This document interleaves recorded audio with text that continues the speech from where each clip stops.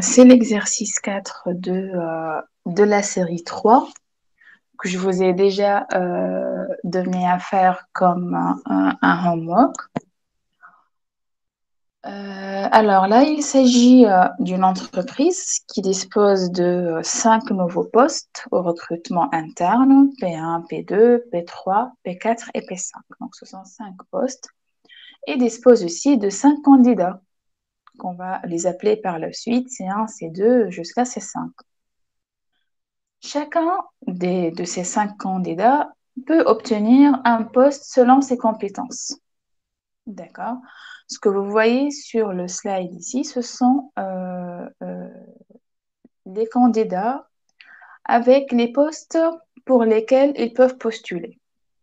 Par exemple, le candidat C1 peut postuler pour le poste P1, P2 et P3.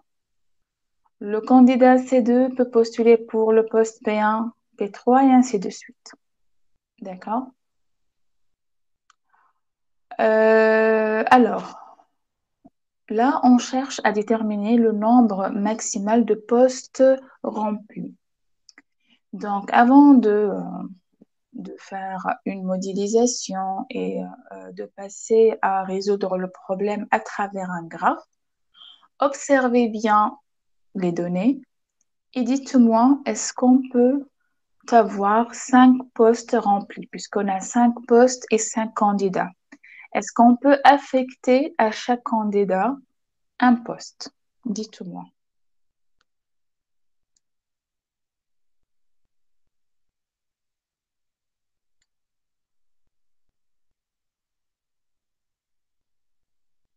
Oui ou non?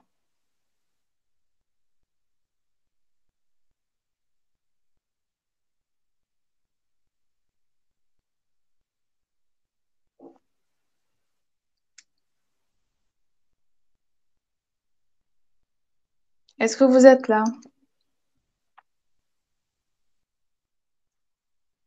Oui, madame, oui. Donc, dites-moi. On ne peut pas. Pourquoi Wessim et pourquoi Mortada, on ne peut pas on ne peut pas satisfaire les 5 candidats. Donc, on ne peut pas affecter les 5 postes.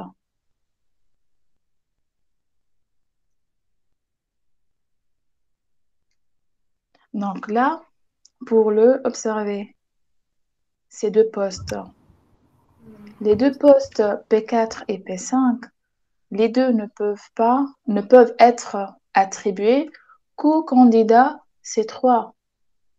D'accord? Et comme un seul candidat ne peut avoir qu'un seul poste, donc là, il y aura ou bien P4 ou bien P5 qui ne sera pas attribué. D'accord? Donc là, au max, on aura combien de postes remplis?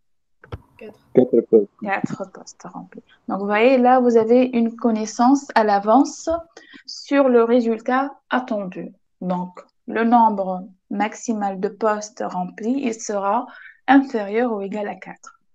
Bien. Donc, maintenant, comment on va résoudre, comment on va pouvoir répondre à cette question?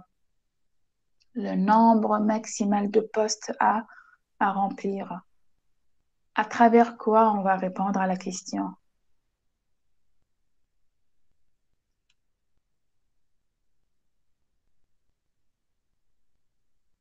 Comment on fait en général lorsqu'on a un problème à résoudre? La première étape, Madame, pardon, modélisation du problème par un graphe.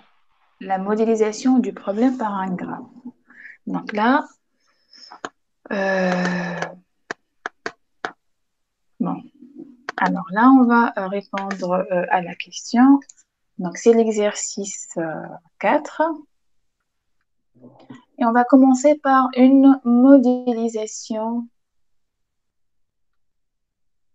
du problème par un graphe.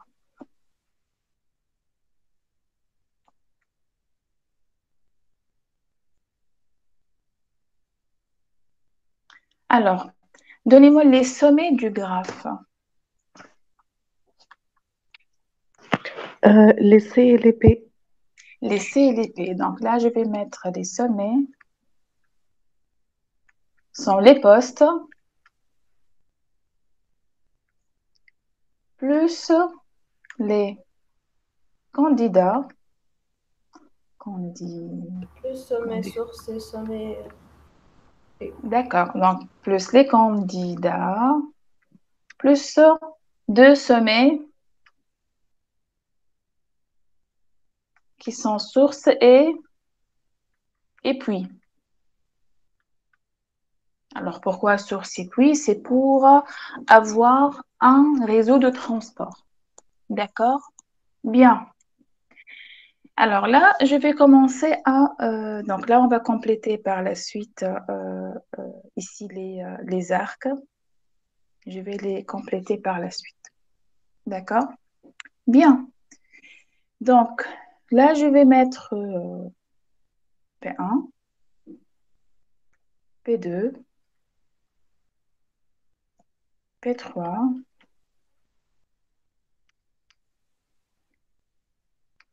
P4 et P5. Et en face, je vais mettre les candidats. C1, C2, C3, C4 et C5. Bien. Donc, comment maintenant je vais relier les sommets, d'accord, en partant de P1, d'P et en empruntant la direction des candidats.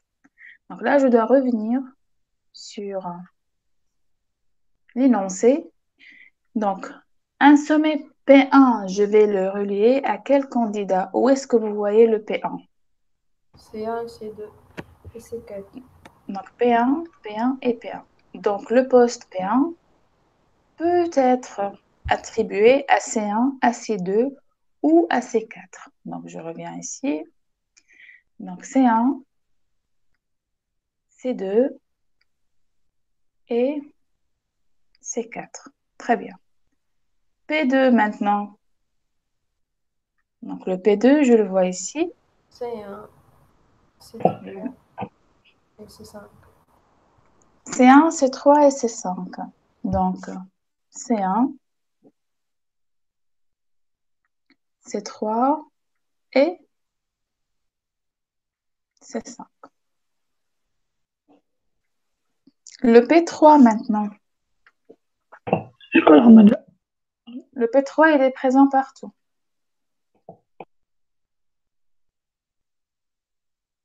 Alors là, le P3, il est présent partout. Pardon.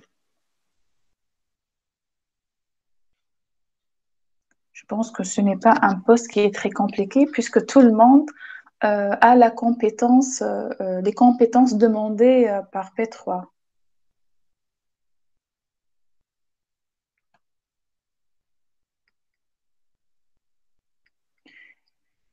P4,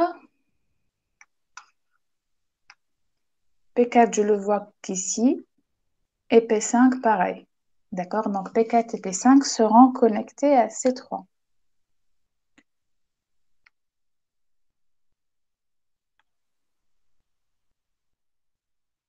Voilà. Alors, quel est le candidat le plus compétent, qui a plusieurs compétences?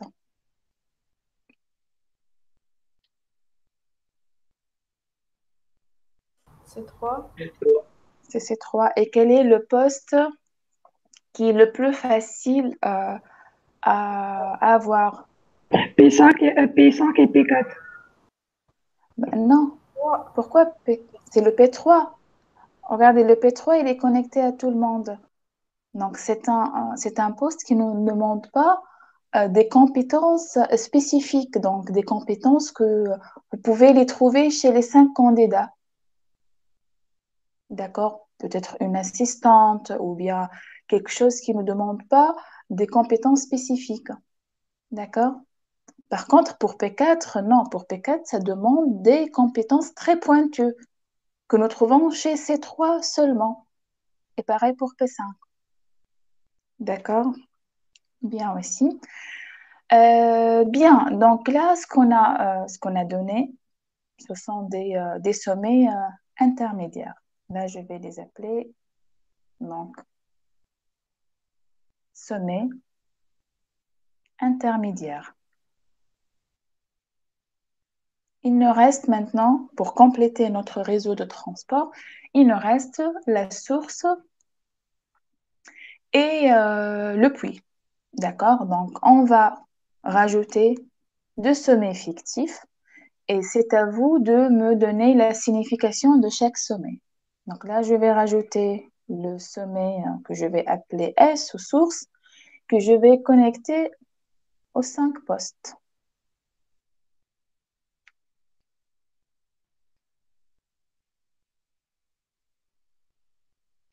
Et un sommet T, c'est le puits qui va recevoir,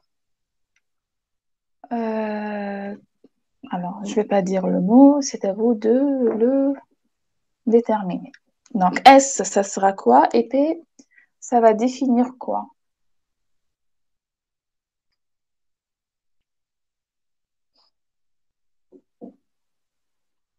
N'oubliez pas qu'on traite que les problèmes de maximisation de flow, nous pouvons toujours les voir comme un problème d'offre et de demande. D'accord? Donc, S va désigner quoi? Qu'est-ce qu'on offre?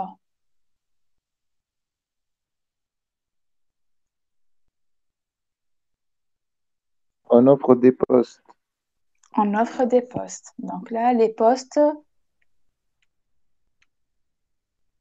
offerts. Et pour T, le puits, donc ce sont quoi? C'est l'ensemble des Candidat. Oui, l'ensemble des candidats. Mais le candidat, qu'est-ce qu'il cherche? Il cherche un poste. D'accord? Ça sera l'ensemble des demandes. Donc, chaque candidat demande un poste. Est-ce que la question maintenant qui se pose, est-ce que les 5 candidats seront satisfaits à la fin ou pas? Donc, chaque candidat aura un poste ou pas. D'accord? Donc, je reviens ici sur l'arc. Alors, pour l'arc, je vais l'écrire ici. Donc,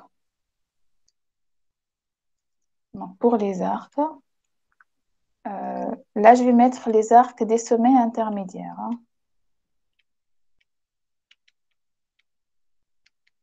Puisqu'on a rajouté 2 autres sommets. Donc, l'arc XI, XJ va désigner quoi? Désigne. Donc, qu'est-ce que ça veut dire l'arc XI, XJ? C'est-à-dire, les XI, ce Les sont... dents entre le P et le C. Très bien. Donc, un arc XJ, XI, XJ désigne que le poste XI pourra être attribué au candidat XJ.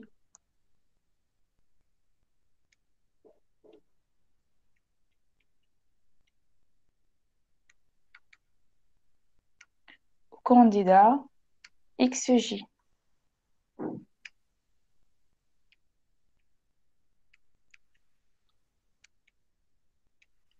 Alors, certains d'entre vous ont inversé les choses. Ils ont commencé par les candidats et après les postes.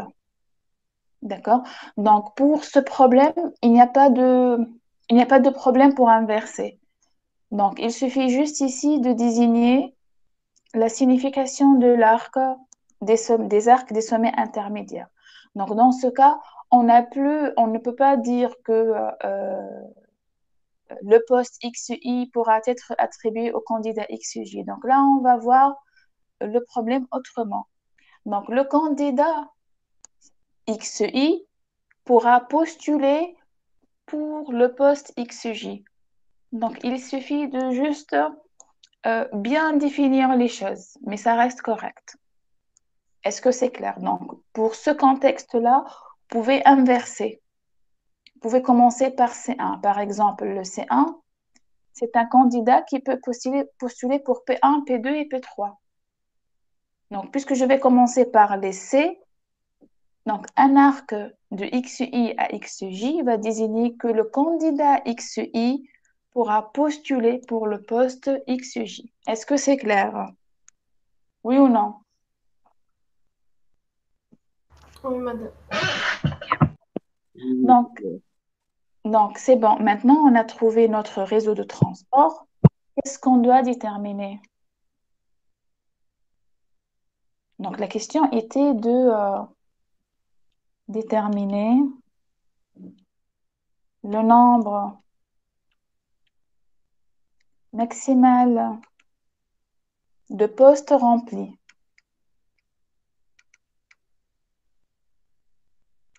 Donc, pour déterminer le nombre maximal de postes remplis, qu'est-ce qu'on va déterminer?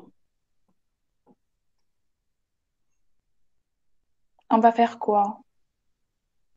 Le graphe, il est là devant vous. Qu'est-ce qu'on doit faire pour déterminer la valeur du nombre maximal de postes remplis? Qu'est-ce qu'on va faire?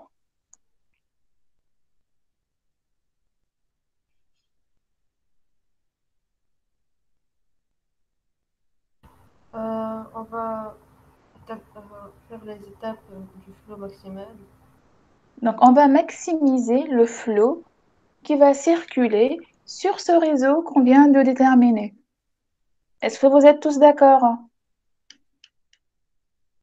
Donc là, on va... Est-ce que c'est bon pour tout le monde? On va... Madame, moi, j'ai pas compris. Moi. Alors, pour déterminer le nombre de postes remplis, là, vous avez votre... Pourquoi alors vous avez modélisé le problème par un graphe? C'est pour pouvoir résoudre le problème. C'est pour pouvoir répondre à la question, quel est le nombre maximal de postes remplis? Et comment vous allez déterminer ce nombre maximal? Comment vous allez déterminer le nombre maximal?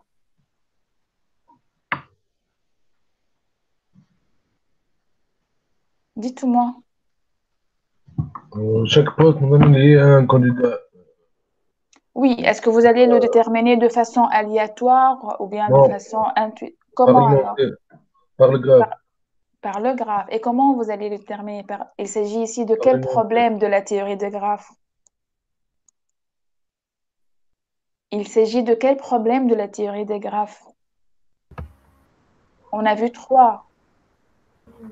Des, des Est-ce, affaires, des demandes. voilà, donc, est-ce que c'est Par un le problème de coloration?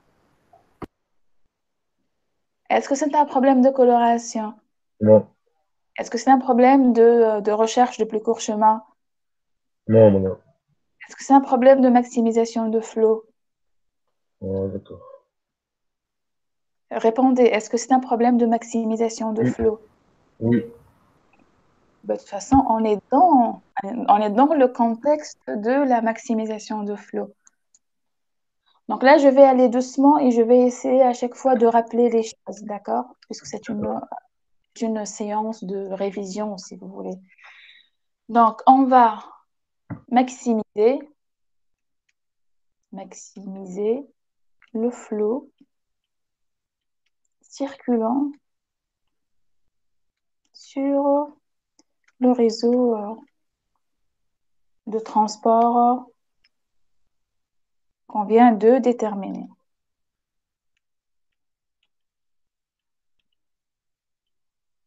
D'accord. Maintenant, pour maximiser ce réseau... attendez, déterminer. Maintenant, pour maximiser le flot, quel algorithme on va appliquer? L'algorithme de Ford-Fulkerson. Très bien. Donc, pour ce faire, nous appliquons l'algorithme de Ford-Fulkerson. Très bien. Mais là, il y a un petit problème. Pour les problèmes de maximisation de flux, on s'intéresse à des réseaux de transport ayant bien sûr des sommets particuliers, on les a déjà, et ce sont des graphes orientés, évalués. Mais là, je ne vois pas de valeur. Là, je ne vois pas les capacités ici. Est-ce que vous pouvez les déterminer, les capacités?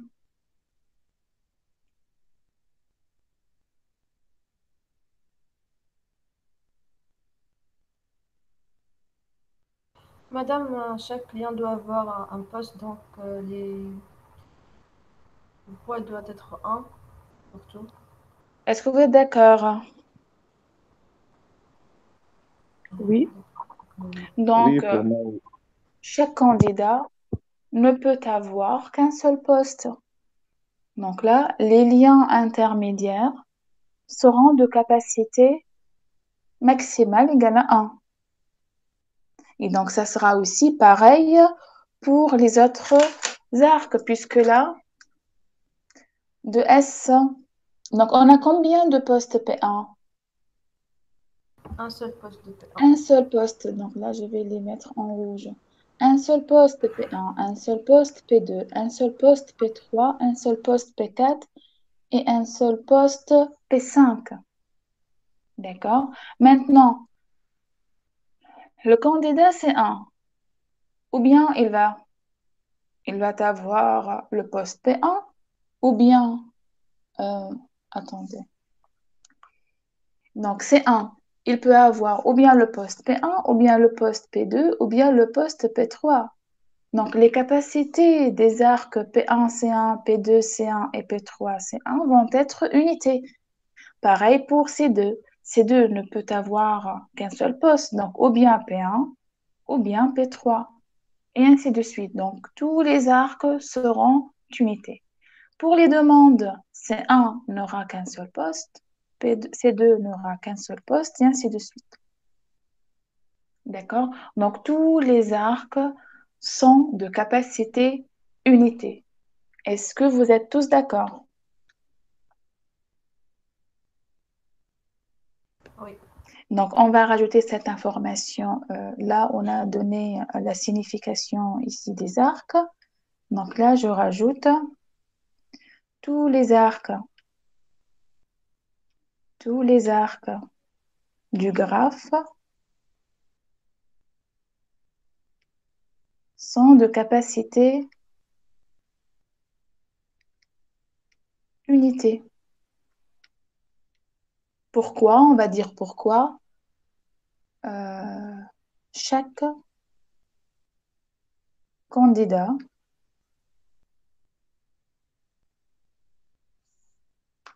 aura un seul poste.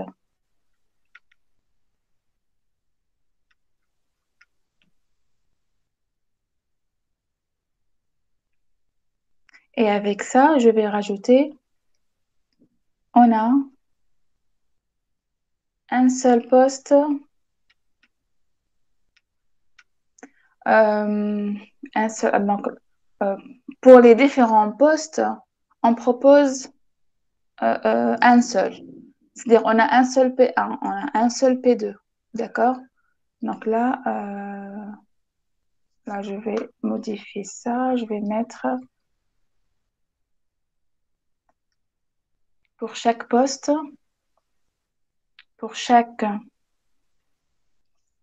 je vais mettre PI et le I entre 1 et 5. On propose un seul poste.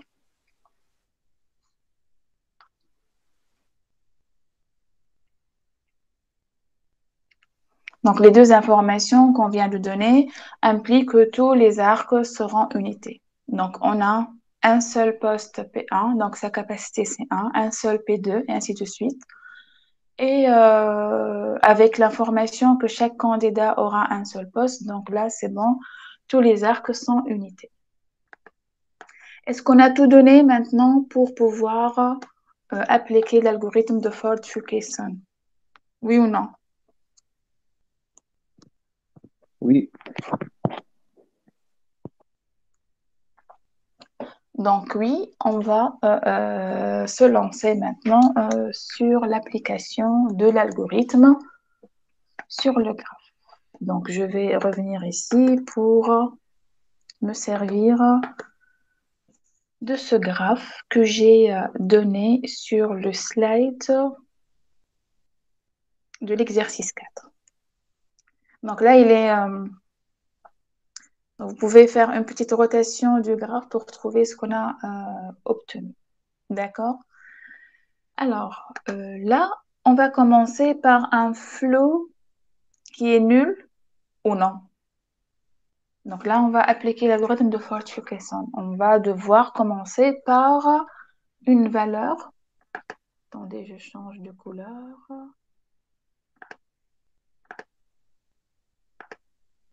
Voilà. Bien. Donc, pour l'itération, donc je vais tout mettre ici. Pour l'itération 0, je vais commencer par un graphe résiduel de l'itération 0. Et ce graphe résiduel de l'itération 0, il dépend de la valeur du flot initial. Par quoi on va commencer? Par un flot qui est de quelle valeur? Nul.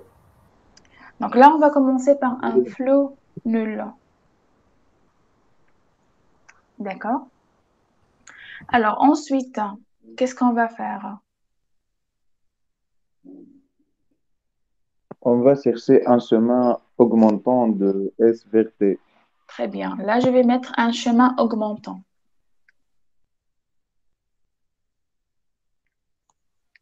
Donc, vous voyez, là, je n'ai pas mis de capacité. Pourquoi? Car tous les arcs sont unités. D'accord?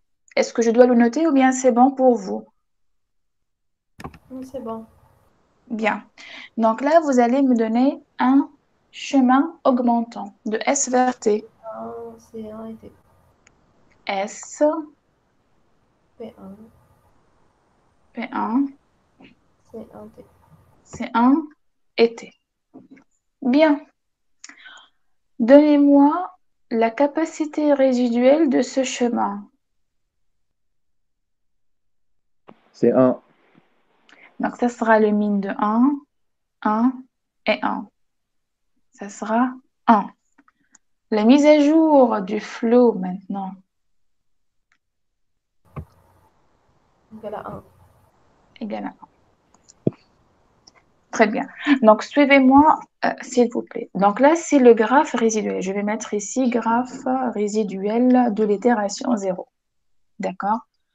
Donc, puisque sur l'arc SPA, on n'a rien consommé, puisque le flux initial est nul, donc là, en principe, il me reste 1. Ici, il me reste 1, et là, il me reste 1 aussi.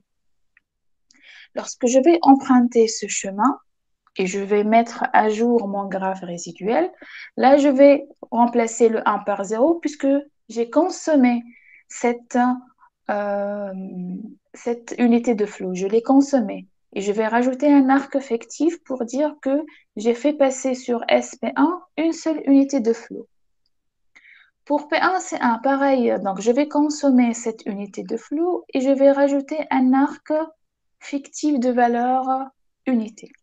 Et là, pareil. Et là, ça sera pareil.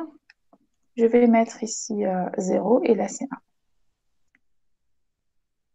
Donc là, c'est pour le premier chemin. Puisqu'on on va emprunter plusieurs chemins, donc là, on aura un graphe qui est très chargé, avec des arcs fictifs et avec les capacités résiduelles. Pour alléger la représentation graphique, je vais utiliser, attendez, là c'est en bleu, je vais désigner par un trait en bleu. Ce trait en bleu veut dire, donc si je vais colorer un arc en bleu, celui-là par exemple, cela veut dire quoi? Cela veut dire que j'ai consommé la seule unité de flot sur cet arc-là est que j'ai un arc fictif de valeur unité. Donc, je remplace tout ce qui est en rouge par un arc en bleu. Donc, c'est pour simplifier. Rien que ça. D'accord? Je répète. Donc là, ce qui est en bleu, ça va désigner que j'ai consommé l'unité de flot sur SP1 et que j'ai un arc fictif de valeur unité. D'accord? C'est pour alléger la représentation graphique. Donc là, cet arc en bleu va désigner, donc il va avoir la valeur 0 si l'arc est direct. Ça veut dire quoi direct? Comme SP1, c'est direct. Donc si je lis, comment je vais lire cet arc en bleu? SP1, c'est un arc direct. Cela veut dire que j'ai emprunté ce chemin, c'est-à-dire il me reste 0 unité de flot. Et ça vaut 1 si l'arc est inverse. Ça veut dire quoi? Comment je vais lire ça? P1, S, c'est un arc inverse. Donc, il s'agit bien d'un arc fictif de valeur unité. Est-ce que c'est clair? Donc là, c'est fictif.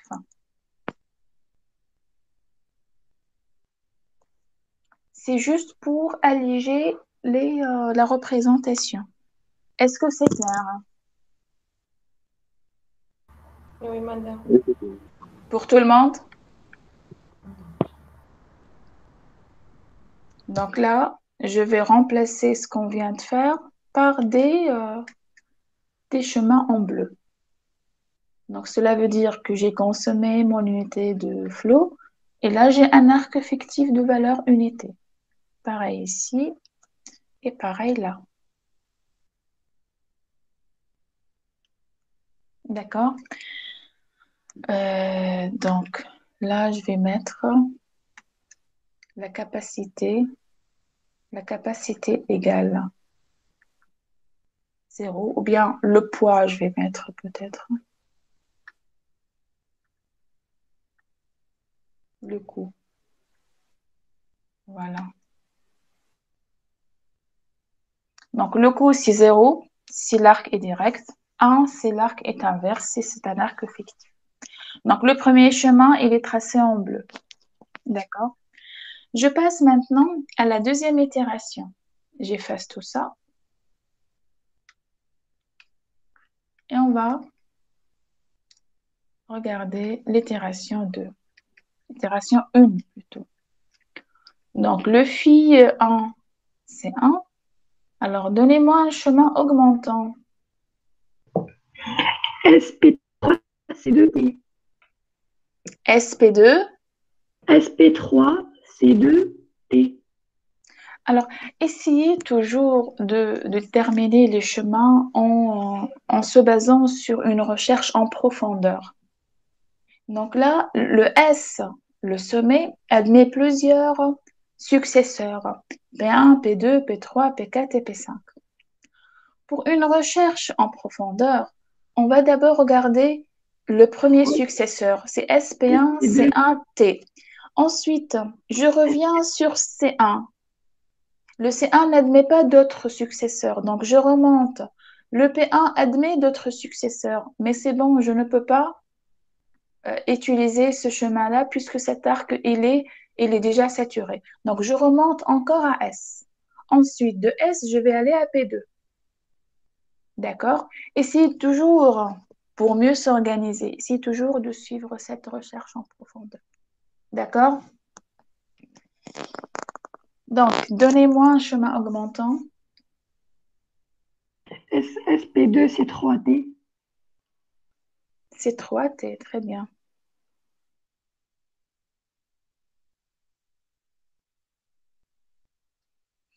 La capacité résiduelle associée, c'est mine de 1, 1 et 1, c'est 1. Et la mise à jour Égale à 2. égale à 2. Alors, la mise à jour du graphe résiduel. on va faire pareil. S, P2. Donc là, j'ai consommé ces zéros sur cet arc-là et j'ai un arc fictif de P2 à S de valeur unité.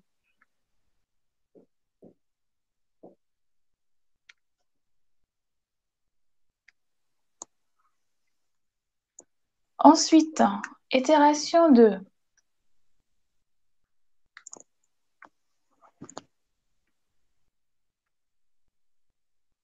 Le phi2, c'est 2. Le chemin augmentant.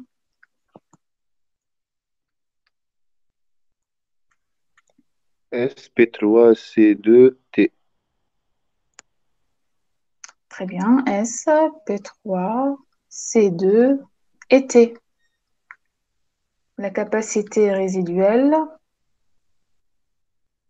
c'est 1 aussi. Et phi3, c'est phi2 plus delta 2 égale à 3. Et on va mettre à jour notre graphe résiduel. Madame, si on a mis SP3, P4, c'est faux. Non, c'est pas faux. Oh, C'est pas faux, mais sauf que vous avez aidé l'algorithme à déterminer les chemins augmentants. d'accord. D'accord? Mais ce n'est pas faux. Bien. On continue.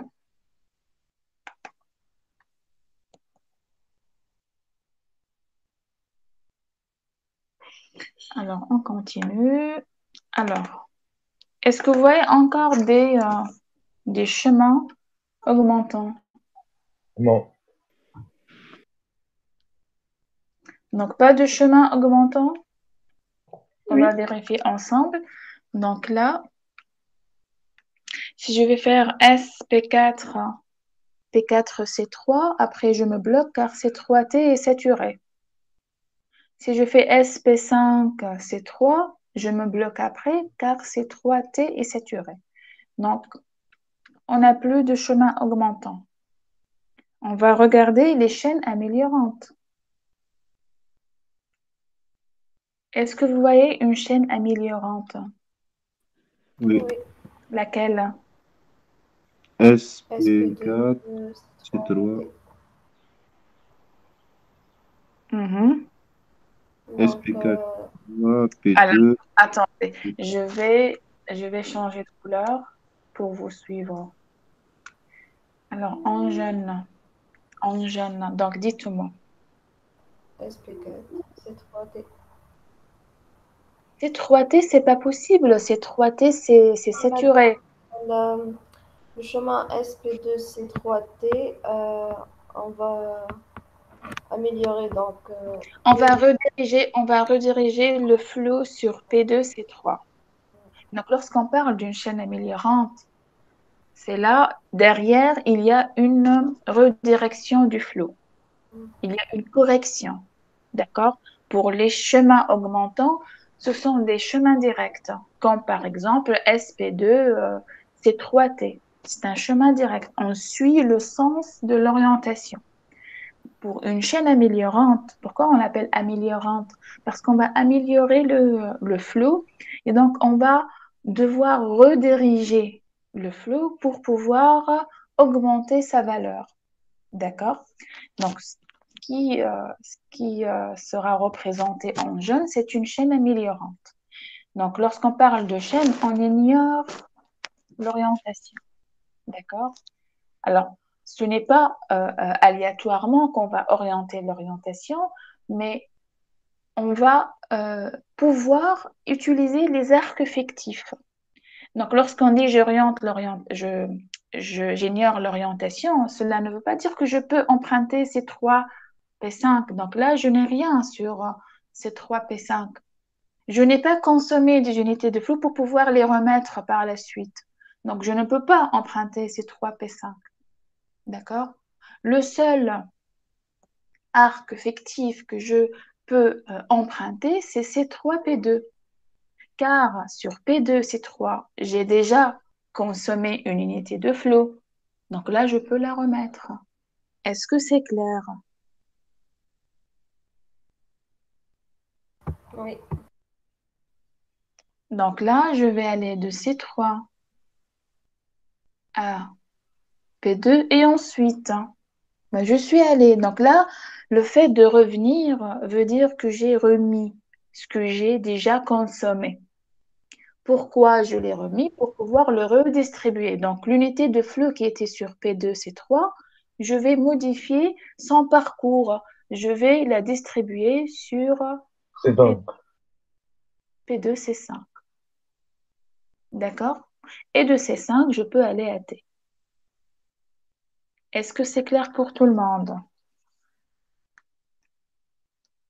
Oui. Oui. مادام ما فهمتهاش أنا بالصالون ما نجموش Pardon? ما فهمتهاش كيفاش Alors, c'est qui parle d'abord? C'est نسري Signe. Est-ce que vous allez bien? Parce que je sens que votre voix est un peu... hein, مريضة chalabébès. عايشة Donc, je répète. Donc, est-ce que vous avez bien compris que ça veut dire chaîne améliorante d'abord? Nesseline, est-ce que Oui. la notion de chaîne améliorante est bien claire pour vous? Oui. Bien. Donc là, on va chercher une chaîne améliorante puisqu'on n'a plus de chemin augmentant. Donc, je vais essayer de... Donc, je vais commencer par SP4. Donc là, je peux y aller, il n'y a pas de problème. De P4 à C3, il n'y a pas de problème. Arrivant à C3, je ne peux pas aller à T puisque l'arc C3T est saturé. D'accord? Donc, il me reste que cet arc C3P2. N'oubliez pas, d'après ce qu'on a défini tout à l'heure, le fait d'avoir un arc en bleu, cela veut dire que là, j'ai consommé une unité de flot, et là, j'ai un arc fictif de valeur unité pour dire qu'on a fait passer une unité de flot sur P2C3. Maintenant, arrivant à C3 de S, P4, C3, donc là, je peux aller à P2 pour remettre ce que j'ai déjà consommé. D'accord? Je vais remettre le fait d'emprunter cet arc-là, c'est que je vais remettre ce que j'ai emprunté.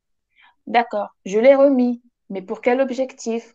Pour pouvoir le rediriger. Je ne veux plus faire passer l'unité de flot sur P2C3 parce que ça va me bloquer par la suite.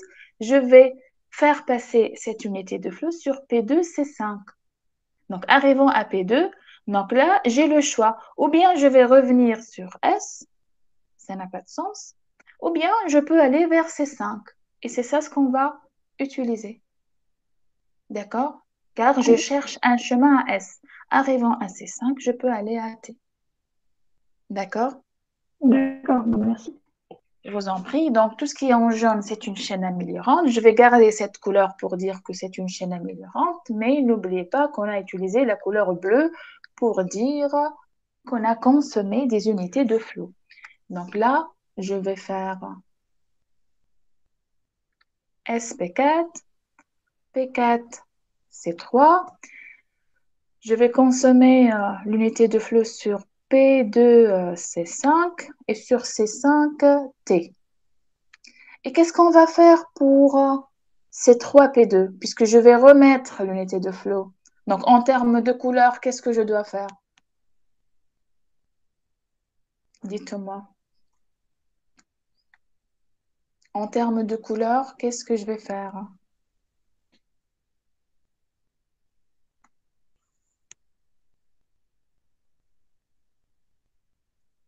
Donc là, j'ai S, P4, P4, C3, C3P2. Puisque je vais remettre, ça veut dire quoi ici? Donc, à la place de 0, je vais avoir 1 et à la place de 1, je vais avoir 0. Est-ce qu'il s'agit bien d'un arc représenté en bleu? Non, ni bleu ni jaune. Alors, jaune, oubliez le jaune puisque là, c'est pour juste indiquer la chaîne améliorante. Donc, ça n'a pas de signification en termes de capacité. D'accord? Donc, puisque c'est pas bleu, donc on va supprimer la couleur. Ça veut dire quoi, supprimer la couleur? On a libéré l'arc.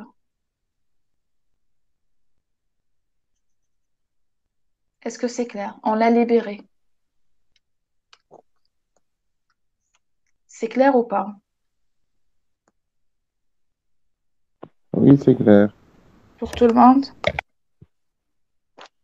Donc, tout à l'heure, on a fait passer une unité de flou. Donc, on l'a colorée en bleu. On a remis l'unité de flou. On va enlever la couleur. D'accord? Donc, la mise à jour, phi 4, c'est phi 3. Donc, on n'a pas donné le delta 4. Alors, le delta 4, est-ce que ça sera aussi 1?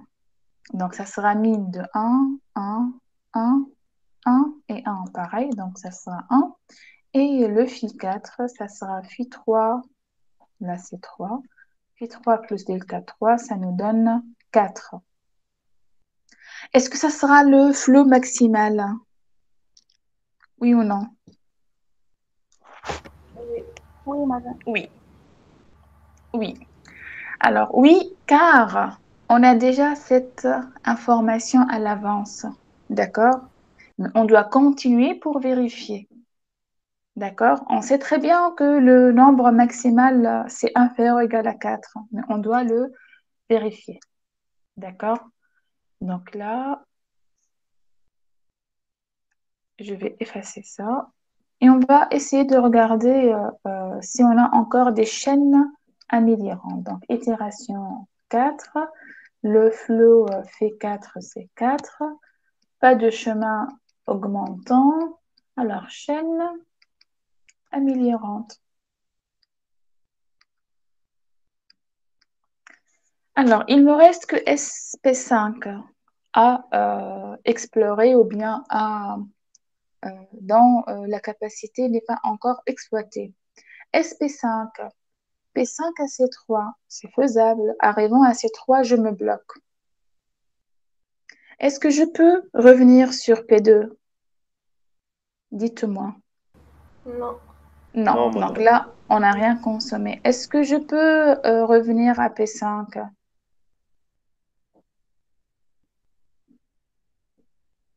Non, madame. Non. Donc, je ne peux que revenir vers P4. Donc, je peux faire comme ça. Regardez. Attendez, je prends le verre. Je peux faire comme ça. Alors, partant de S. Pourquoi c'est en bleu?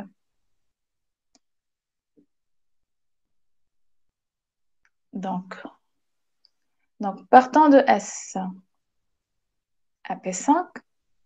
De P5, je peux aller à C3. De C3, je ne peux pas aller à T, c'est saturé. Je ne peux que revenir sur P4. Je reviens sur P4. Et de P4, je ne peux que revenir vers S. Donc, est-ce que vous avez une chaîne améliorante?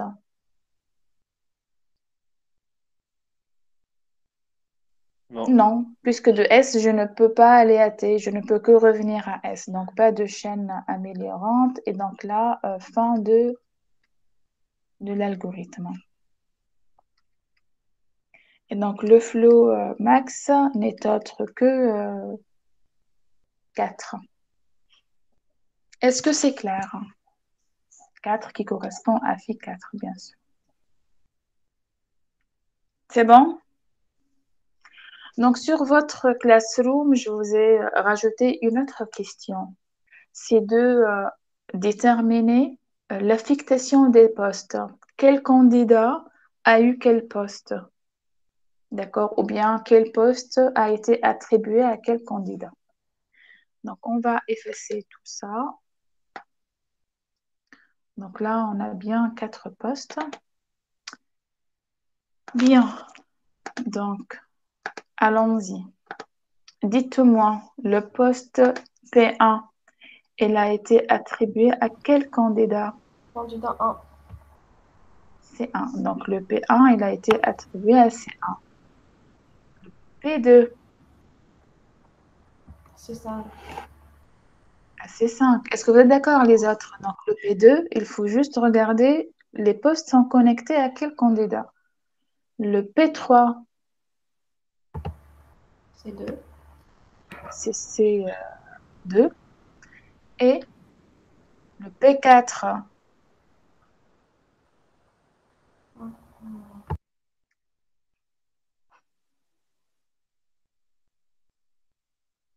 Le P4. AC3. Et le P5 alors? N'a pas été attribué.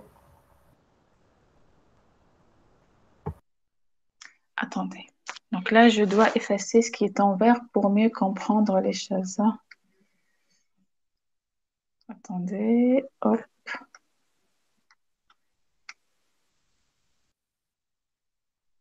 Voilà, comme ça, pour mieux voir les choses. Voilà. Donc, je reviens ici. Donc, le P4, il a été attribué à AC3. Et le P5 n'a pas été attribué. Donc là, c'est à personne. Donc, juste une petite vérification, s'il vous plaît. Donc, P1, c'est AC1. Le P2, AC5. Le P3, AC2. Le P4, AC3. Et le P5, à personne. Est-ce que c'est clair? Le pauvre C4, le candidat C4 n'a pas eu de poste. Il n'a que travaillé sur ses compétences pour pouvoir peut-être avoir le poste P5. Est-ce que c'est clair pour tout le monde? Oui, madame. Très bien. Donc, je vais arrêter l'enregistrement pour cet exercice. Comme ça, je vais partager l'enregistrement directement sur la partie correction des exercices.